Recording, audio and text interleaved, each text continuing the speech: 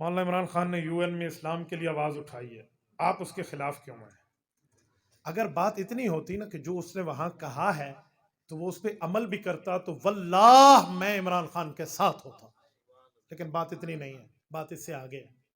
اس نے وہاں آواز اٹھائی، ادھر آسیہ ملونہ کو رہا کر دیا۔ اس نے وہاں آواز اٹھائی اور ادھر اس بندے نے عاطف میاں قادیانی کو مشیر خزانہ رکھا، بعد میں اس پر مجاہدین ختم نبوت کی آواز پر یہ پیچھے ہوئے۔ اس نے وہاں آواز اٹھائی اور قادیانیوں نے ان کو کہا کہ جناب آپ نے ہم سے وعدے کیے تھے، ٹورنٹو والوں نے کہا وہ وعدے پورا کرو۔ اس نے آواز اٹھائی اور اس کا وزیر جا کے انگلینڈ میں کہتے ہیں آم دیز مسلم، لخ لعنت ہے تمہارے اوپر، تم کہتے کچھ اور ہو کرتے کچھ اور ہو۔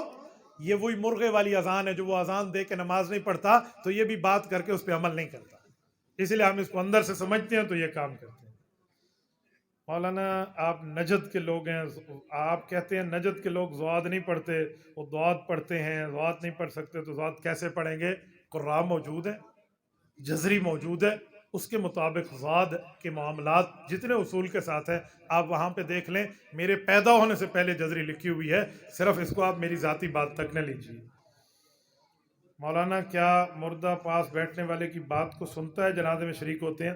دیکھیں جو عام مردے کا معاملہ ہے اس کا معاملہ اپنی جگہ رکھیں، میں نے سرور کائنات صلی اللہ علیہ وسلم کی آیات النبی اور سما کی بات کی ہے، وہ اجماعی اور اتفاقی ہے۔